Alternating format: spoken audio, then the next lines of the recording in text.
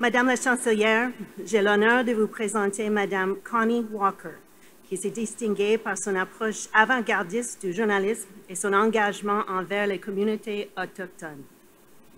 Connie Walker is an award-winning Cree journalist and member of the Okanese First Nation.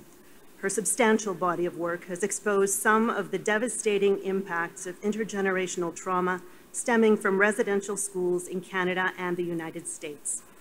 During her 2 decades at the CBC, Connie Walker co-created the public broadcaster's Indigenous unit. As its lead reporter, she helped build a database of unsolved cases of missing and murdered Indigenous women and girls. In 2016, CBC published Walker's podcast, Missing and Murdered, examining the 1989 murder of a Gitxsan woman. Season 2 of the podcast, Finding Cleo, focused on the death of a girl who had been taken from her family as part of the Sixties Scoop. The series won several awards, including a Canadian Screen Award. In 2019, she joined Gimlet Media, producing the podcast Stolen. Season 2 of this series focused on the residential school where her father had been abused. Through the testimonies of survivors, Walker and her team uncovered more than 200 allegations of sexual abuse. Stolen, Surviving St. Michael's, is considered one of the most comprehensive investigations into a single residential institution, winning both a Peabody Award and a Pulitzer Prize. In 2024, Time magazine included Connie Walker on its annual list of the 100 most influential people. Connie Walker is a transformative journalist, pioneering new forms of knowledge creation and storytelling that deepen our understanding of Indigenous experiences. Madame la Chancelière, au nom du Sénat et du Conseil d'administration de l'Université, j'ai le privilège et l'honneur de vous présenter Madame Connie Walker, afin que vous lui décerniez un doctorat en littérature honoris causa.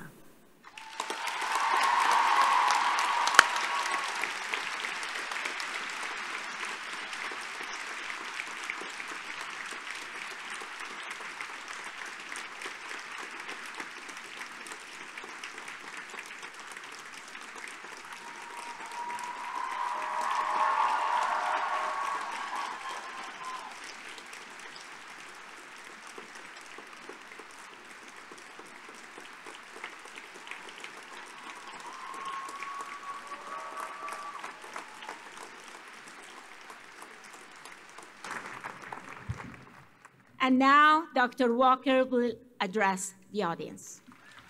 Thank you. I'm going to have to move these down because I'm a little bit short, so just give me a second. Thank you all so much. I also have to get used to this. This is an incredible honor. Madam Chancellor, Mr. President, Vice Chancellor, honored guests, graduates, your families and friends, I want to thank you all so much for this incredible honor today. Seeing you all here, after this incredible accomplishment, seeing all of your families here supporting you and celebrating your hard work and dedication is honestly such a beautiful thing for me to witness, and I'm just so grateful to be a part of this. I also want to take a moment right now to acknowledge my family and my community, some of whom are here with me today.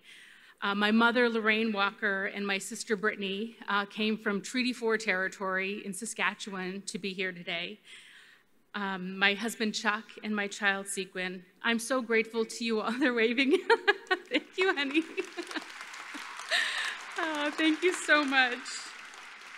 I'm so grateful to all of my family for their love and support. We come from a very, very large Cree family in Treaty 4 territory and Treaty 6 territory in Saskatchewan, and I would not be here without them. They are my greatest source of strength, but also my biggest motivation.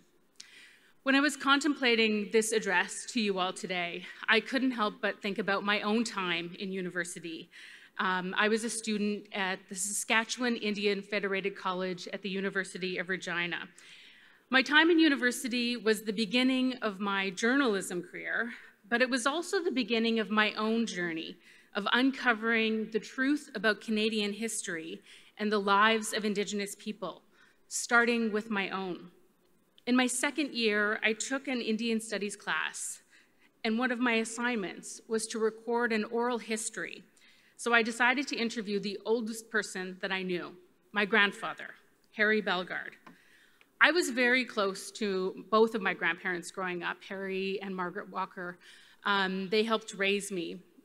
And I have so many memories of my grandfather, and a lot of them were us driving together in a car. He was the one who picked me up from volleyball practice or drove me to a softball game in the summer. And then when I got old enough to drive, I drove him around and took him to garage sales every weekend. My grandpa and I spent hours together in a car, and I remember thinking I knew so much about him and I knew him so well. But it wasn't until I interviewed him for that oral history assignment, and he was telling me his life story, that I learned for the first time that he was sent to the Litt Indian Residential School when he was a boy, just 6 years old. He didn't want to talk much about his experience in residential school, and I didn't want to push him, but he did tell me one story that I'll share with you. He said that when he was a boy, before he was taken to residential school, he was also very close to his grandfather.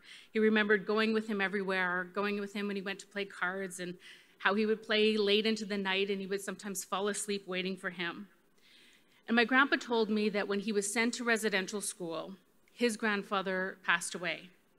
And he remembered how he wasn't allowed to leave the residential school to go home for the funeral.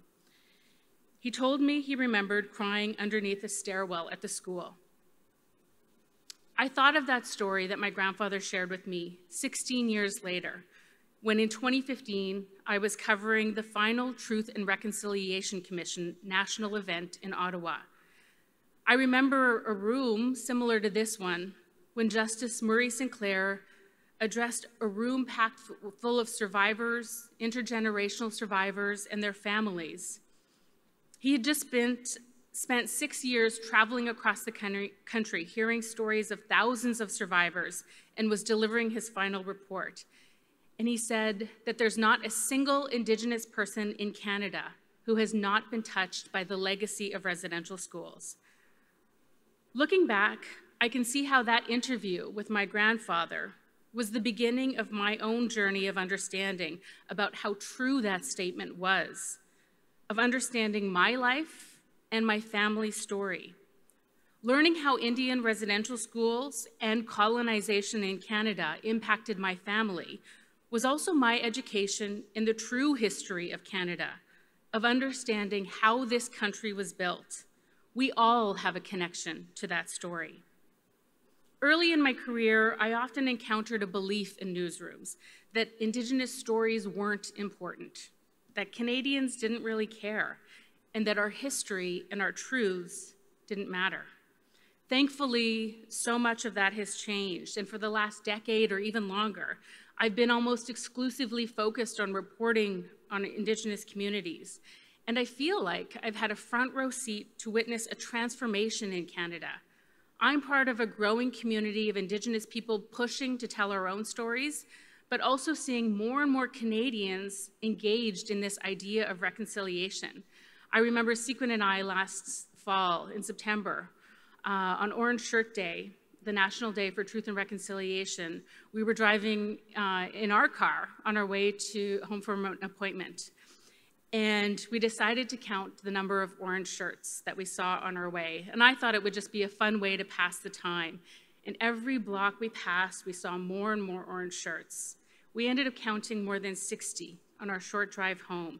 It was a visual representation of this shift. And as somebody who's been doing this work and trying for so long to encourage this kind of engagement, it was a very emotional moment for me.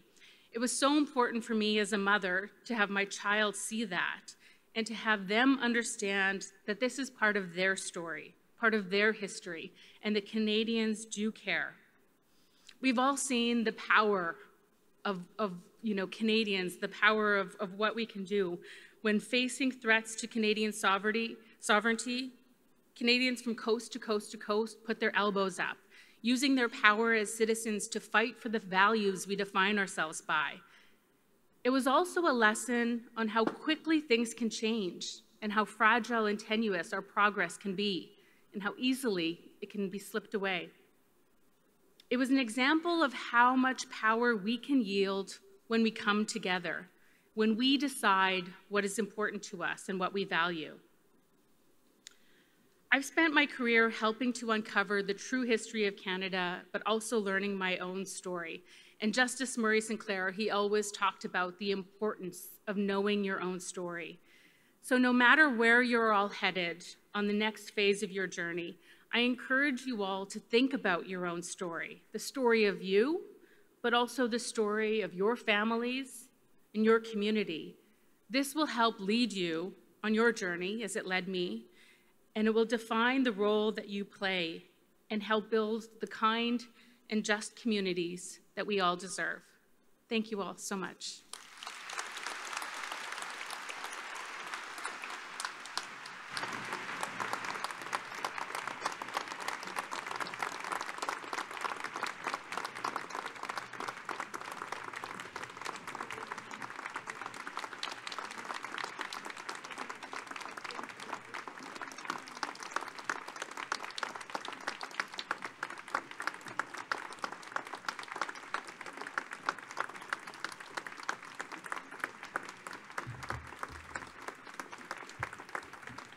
Thank you, Dr. Walker. Thank you for sharing your story. Every story matters.